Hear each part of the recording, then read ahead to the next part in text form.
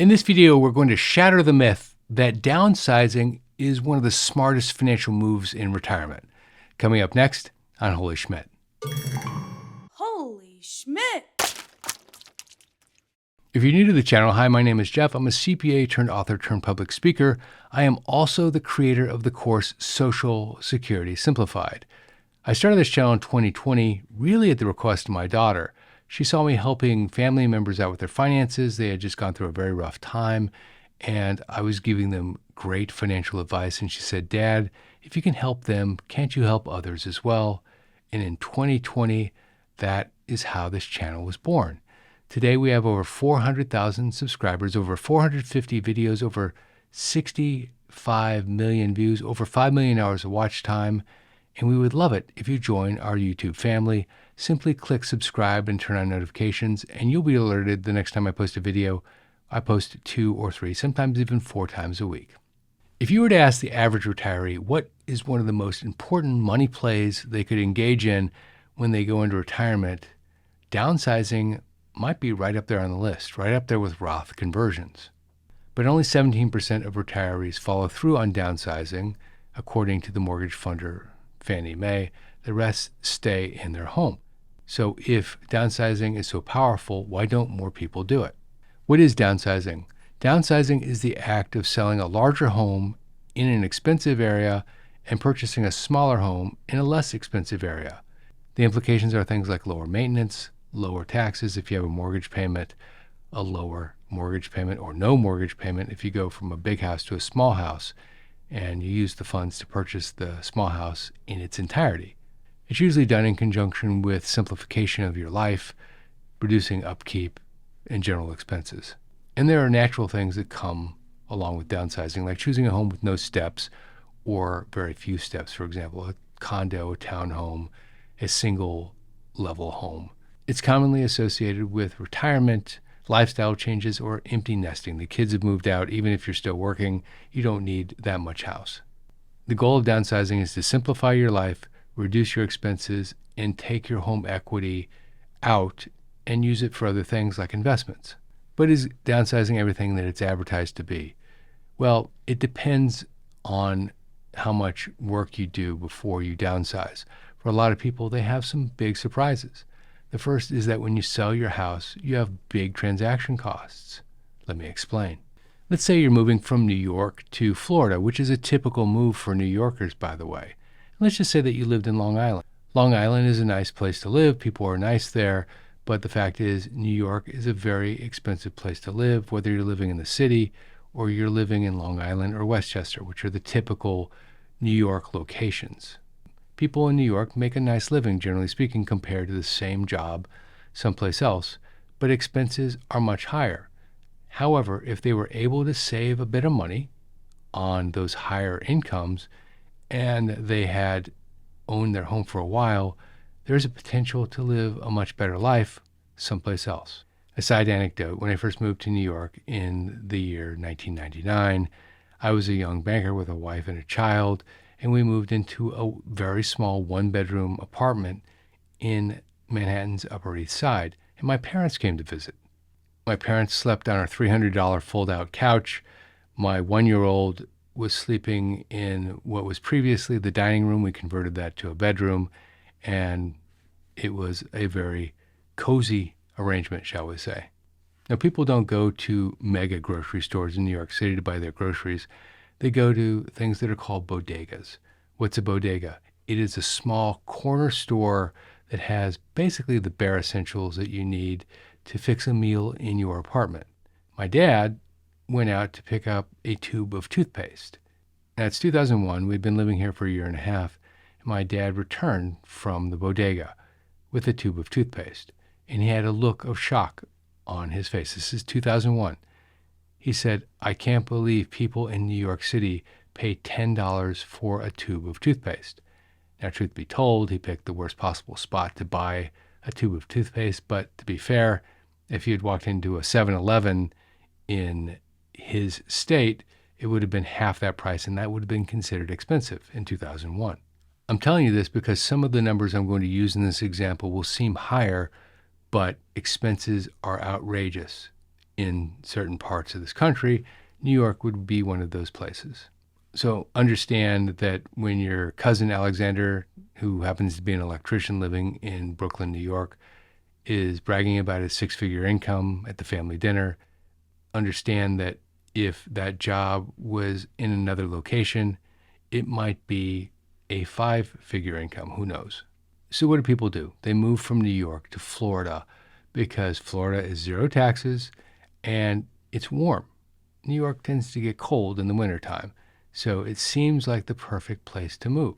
Now let's assume that your cousin Alexander bought his home back in the mid-1990s for $175,000, and now it is worth $750,000. There's been a lot of price appreciation on homes here in New York, so he thinks that he's made a lot of money, and he's going to take that, he's going to buy a home for cash down in Florida.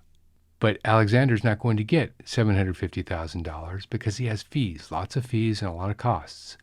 First, he has to pay his real estate broker 3% to sell his house. That's $22,500. He also needs to make his last property tax payment. Let's say that's about $10,000. Then there are things like transfer taxes, title insurance, attorney's fees, and other fees. Typically, these fees will add another $30,000 on top of the $22,500 in brokerage fees. But before he sells his house, he needs to put another $50,000 into it to bring it up to modern standards. Now, why didn't Alexander keep it in modern standards up until today? Because he's a human being, and human beings don't keep their homes in selling-ready condition most of the time anyway. He might also still have a mortgage because a 3% mortgage is hard to say no to. And let's say that that's a $75,000 cost. He has to pay that mortgage off. His final cash proceeds are $562,500, but then he needs to move. He has to spend $10,000 on moving costs down to Florida, so he has a net cash inflow of $552,500. He paid $175,000 for the house, so he has a gain on the house of $377,500. But because he is single, he can only claim a $250,000 deduction on that house. That means he pays taxes on the balance, so he pays an additional $25,000 of taxes, which means his net position on the house is $527,500. In his mind, he was thinking he would have $750 less his mortgage, but the math played out completely differently, $527,500. And his brother lives in Fort Lauderdale, so that's where he decides to move. He finds a great house there for $500,000. The good news is that he's not going to have a mortgage. At least he didn't think he was going to have a mortgage. But there are fees to buy a house. There are buyer fees. He paid 3% to sell his old house. He has to pay 3% to buy his new house. There is a stamp tax of 0.7%. And he has attorney fees to close the cost of the house. And by the way, he knows that Florida is a zero tax state, but he didn't realize, at least fully realize, that property taxes were still part of the plan in Florida, and he actually has to pay property taxes on the new house. He also has to do some work on the house, and because it is in a gated community, like a lot of homes in Florida, he has an HOA fee of $15,000 a year. And one of the big problems he's going to be facing in Florida is that insurance is outrageous in Florida. He thought insurance was expensive back in New York, but in Florida, there are a lot of losses, and so insurance rates in that part of the country have gone way up. And it's true he doesn't have a big natural gas bill, but it costs a lot of money to cool that home in Fort Lauderdale. Gang, how prepared are you for retirement really? The average person thinks that they're more prepared than they really are. I have put together a retirement readiness quiz to assess how prepared you are for retirement. It's 15 questions. It takes 2 minutes, completely free to you. There's no telephone number, no credit card. You input your email address, you fill out the information, you answer the 15 questions, and a 12-page report is emailed to you instantly. You'll also be added to our list and get tips, tricks, and other useful information for retirees. If you'd like to get your free report, take our 15-page quiz, go to holyschmidt.com/quiz, fill it out, and you'll get the information instantly. Now, what happens when you have a $127,500 capital gain? Well, certain things get triggered that might not necessarily have been triggered before. Perhaps your IRMA charge for Medicare is going to go up. Depends on your other income, of course. Or you might have to pay additional taxes that you didn't have to pay before beyond the capital gains tax. Higher income can cause Social Security to be taxable if it was not taxable before. Up to 85% of your Social Security payment can be taxable depending on your income. And so Alexander is going to be faced with a lot of costs that he didn't expect. Some of these are one-time, some of them are ongoing. So what does this mean? Well, a fully paid off home back in New York for Alexander, maybe for you or for others, depending on where you live in your specific situation, may be the lowest cost option rather than relocating and downsizing. Most major expenses have already been absorbed, closing costs, stamp duties, etc. Most of those you don't have to pay. You may have to do things like upgrade your roof or your mechanicals, but you won't have to pay a lot of the big costs associated with selling one house and buying another. And as far as his mortgage payment, well, his mortgage payment was based on a $75,000 balance on a mortgage that was set many, many years ago. If he does have to take out another mortgage, it will probably be at a higher interest rate, and his payment might actually go up. It depends on his specific situation. And frankly, the term aging in place could be entirely appropriate here. Instead of moving into a one-floor home, maybe what he does is he uses the bedroom on the first floor and leaves the upstairs for other people when they come to visit. Now, I just painted a very stark picture. It's one that a lot of people moving from New York to Florida actually face, and they don't realize it until they get there. But there are times where downsizing makes sense, but you have to go a little bit harder at some of the things that you're doing. For example, moving from a house to another house might not be enough. Moving from a house to a condo might be enough. If you're carrying a mortgage and you can get into your next residence without a mortgage because it's a lot less expensive, that would be very useful, particularly on your retirement cash flow.